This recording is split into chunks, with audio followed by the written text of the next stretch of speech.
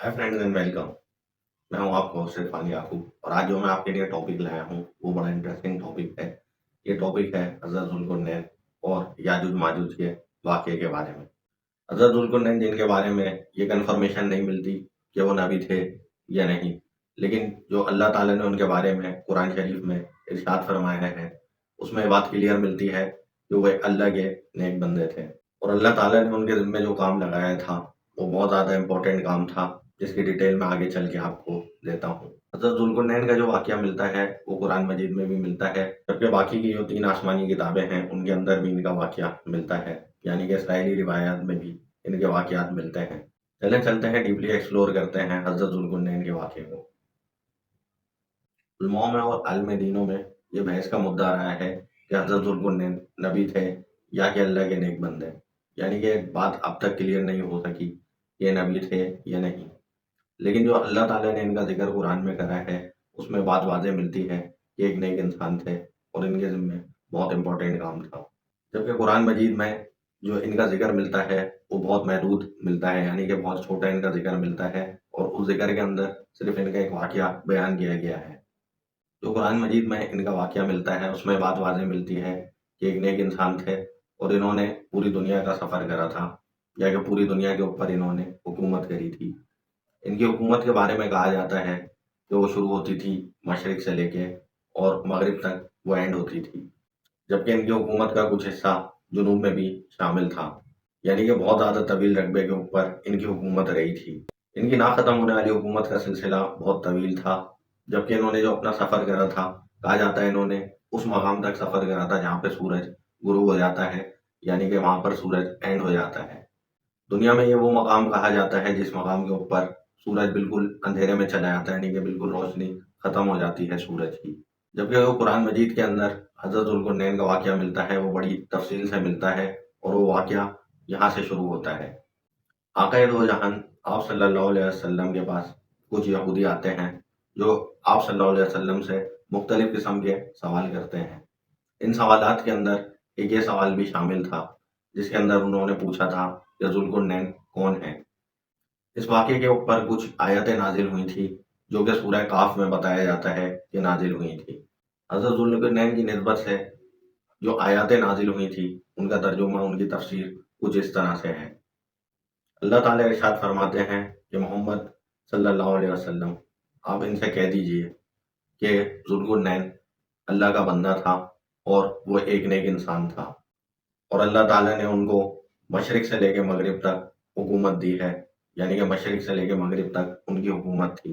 हज़रत ज़ुल्कुरनैन उस मकाम पर, उस जगह पर पहुंचते हैं जिस जगह सूरज गुरूब हो जाता है, यानी कि वो उस मकाम पर पहुंच जाते हैं जहां पर उनका सामना एक बहुत बड़ी कौम से होता है जिससे उनकी जंग भी होती है।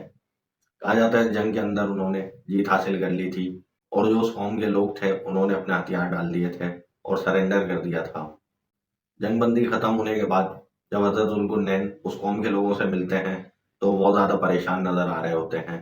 हज़रत ज़ुल्कुरनैन उनसे फरमाते हैं कि क्या माजरा है, खुल के बताओ कि तुम लोग क्यों परेशान हो। जो कौम के लोग होते हैं वो तफसील से उनको पूरा ए टू जेड वाक़या सुनाते हैं। वो बताना शुरू करते हैं और बताते हैं कि इस मकाम के ऊपर कुछ लोग आते हैं जो कि याजूज और माजूज के नाम से मशहूर हैं, जबकि इसराइली रिवायत में उनको गोग और मैगोग भी कहा जाता है। कौम के लोग बताने शुरू करते हैं कि वो यहाँ पर आते हैं और बहुत ज़्यादा तबाही मचाते हैं। वो इस तरह की तबाही मचाते हैं कि पूरे इलाके के ऊपर कब्जा कर लेते हैं, यहाँ पर सारा अनाज खा जाते हैं, हर जानवर को खा जाते हैं, हर चरिंद परिंद जो उनको मिलता है वो उसको खा जाते हैं। यहाँ तक कि वो कुएं का पानी भी खुश्क करके चले जाते हैं और जो दीगर पानी के बर्तन होते हैं उन तक में भी एक कतरा पानी का नहीं छोड़ते। यानी कि उनके मुताबिक वो बहुत ज़्यादा ब्रूटैलिटी के साथ वहाँ पर उनके ऊपर अटैक करते थे। हज़रत ज़ुल्कुरनैन जब इस वाक़ये को सुनते हैं तो हज़रत ज़ुल्कुरनैन उनसे फरमाते हैं कि मैं आप लोगों की मदद करने के लिए तैयार हूँ, लेकिन उसके लिए आप लोगों को मेरा कहा मानना पड़ेगा। कौम के लोग जो कि वैसे ही परेशान थे और हज़रत ज़ुल्कुरनैन इनके इलाके को भी फतह कर चुके थे और वो मुकम्मल तौर पे सरेंडर कर चुके थे। उन्होंने कहा कि हम हर किस्म की मदद करने के लिए तैयार हैं। जिस मकाम के ऊपर ये जिक्र है उस जगह के ऊपर दो बुलंद बाला पहाड़ियाँ थीं, यानी कि दोनों साइडों पे बहुत बड़ी पहाड़ियाँ थीं। उस मकाम के ऊपर हज़रत ज़ुल्कुरनैन इरशाद फरमाते हैं कि इस मकाम को लोहे के तख्तों से भर दिया जाए, यानी कि वहां पर लोहे के तख्ते जमा करे जाएं। यानी कि दो पहाड़ियों के दरमियान कितना फासला होता है, इससे आप अंदाजा लगा सकते हैं वो लोहे के तख्ते फिर कितनी तादाद में वहां पर लाए गए होंगे। कहा जाता है बहुत दिनों तक ये काम चलता रहा था और वो लोहे के तख्ते वहां पर जमा किए गए थे। ये इतने ज्यादा लोहे के तख्ते थे कि वहां पर एक अंबाल लग गया था, यानी कि दोनों पहाड़ियों के बीच में एक बहुत बड़ा अंबाल लग चुका था। जब उन लोगों ने वहां पर ये लोहे के तख्ते जमा कर लिए थे तो हजरत जुल्कुरनैन उन लोगों से फरमाते हैं कि अब आप इन लोहे के तख्तों के अंदर आग लगा दीजिए, इनको आग में दहका दीजिए। उन लोहे के तख्तों के नीचे आग लगा दी जाती है और उन लोहे के तख्तों के नीचे काफी अरसे तक आग लगी रहती है। इस आग के लगने के बाद वो लोहे के पीसेस लावे के अंदर तब्दील हो जाते हैं, यानी कि वो बिल्कुल पिघल जाते हैं।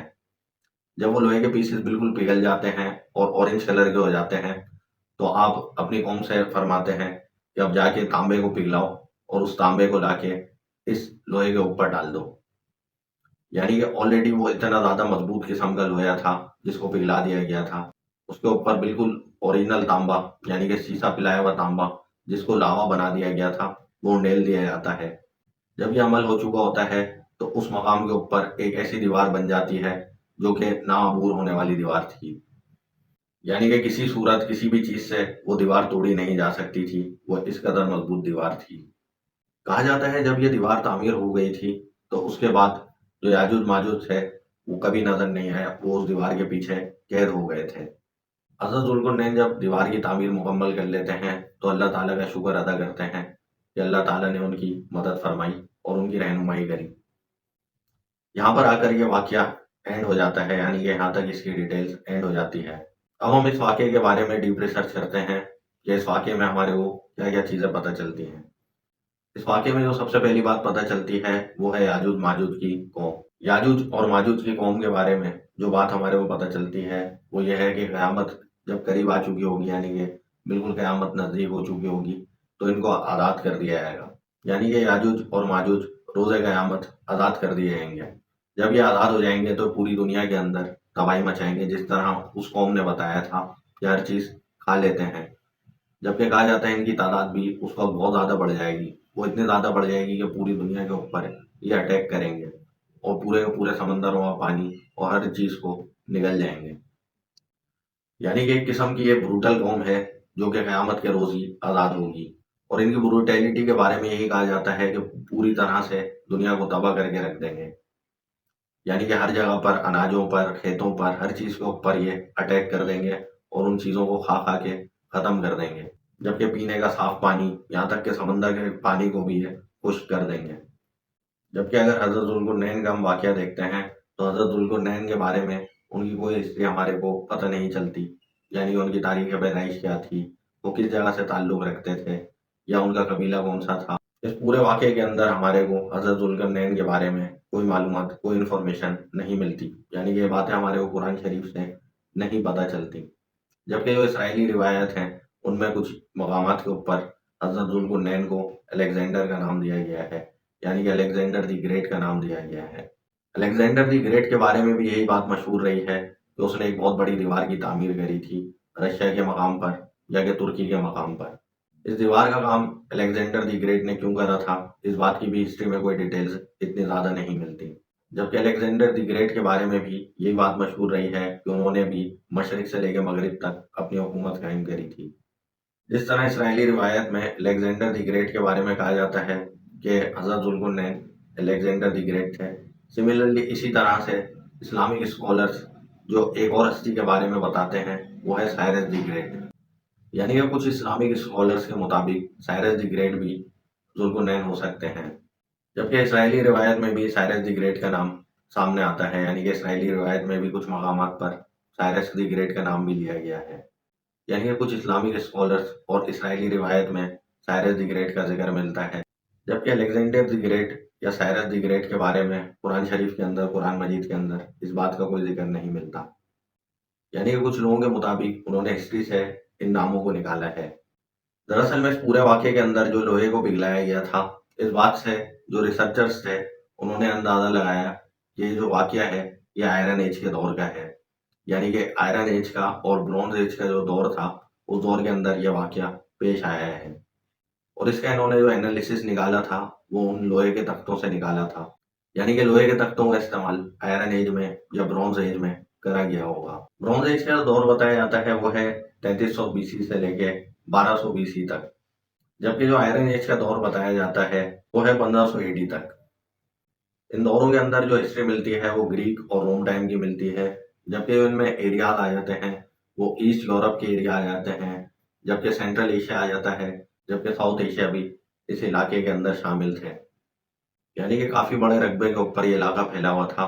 जबकि जो यहाँ पर सबसे ज्यादा हिस्ट्री मिलती है वो मिलती है रोम और ग्रीक टाइम की। जबकि जो इस वाक़े के अंदर पहाड़ियों की निशानदेही की जाती है वो दारियल माउंटेन्स के इलाके में की जाती है, जबकि वो ज़्यादातर रिसर्चर्स से उन्होंने पूरा इलाका ही इसमें काउंट करा है, जो कि कहलाता है कॉकसस माउंटेन रेंजेस। जबकि जो कॉकसस माउंटेन रेंजेस हैं ये बहुत बड़े रकबे के ऊपर फैली हुई हैं, यानी कि इसमें तुर्की, सीरिया और भी डिफरेंट इलाके इसमें शामिल हैं। इसमें यूरोप भी आ जाता है, सेंट्रल एशिया के बहुत सारे इलाके इसमें शामिल हैं। यानी कि एक बहुत बड़े पैमाने के ऊपर माउंटेन रेंजेस हैं। इनमें अंदाज़ा नहीं लगाया जा सकता कि माउंटेन किस मकाम पर मौजूद है, जबकि इस माउंटेन के बारे में कोई निशानदेही उस दौर के अंदर नहीं मिलती, ना कि इसकी निशानदेही कुरान शरीफ के अंदर मिलती है कि माउंटेन किस मकाम पर मौजूद है। यानी अल्लाह ताला ने हज़रत ज़ुल्क़ुरनैन से ये काम लिया था और ये बहुत ज़्यादा इम्पोर्टेंट काम कहलाता है। इसकी इम्पोर्टेंस इसलिए भी ज़्यादा है कि अगर ये कौम उस दौर से अब तक जिंदा होती तो अब तक ये पूरी दुनिया को ही उजाड़ चुकी होती। यानी कि हज़रत ज़ुल्क़ुरनैन ने अल्लाह के हुक्म के मुताबिक इस कौम को उस दीवार के अंदर कैद कर दिया है। ये वो बुलंदों वाला दीवार और वो बुलंदों वाला मकाम है जिस मकाम के ऊपर ये कौम ज़मानों से कैद है। कहा जाता है ये कौम आज भी उस दीवार को तोड़ने की कोशिश करती है जिसे याजूज माजूज कहा जाता है। कहा जाता है ये क़यामत के रोज़ इस दीवार को तोड़ने में कामयाब हो जाएगी, लेकिन जिस तरह इनको हज़रत ज़ुल्क़ुरनैन ने इस दीवार के अंदर कैद कर दिया था, अल्लाह ताला इसी तरह कोई और भी मसीहा दुनिया में भेजेंगे। दोस्तों, अब आपको ये इन्फॉर्मेटिव वीडियो अच्छी लगी होगी। अगर अच्छी लगी है तो वीडियो को लाइक करें, शेयर करें, मेरे चैनल को सब्सक्राइब करें। देखते रहें मिस्ट्री मॉन्स्टर।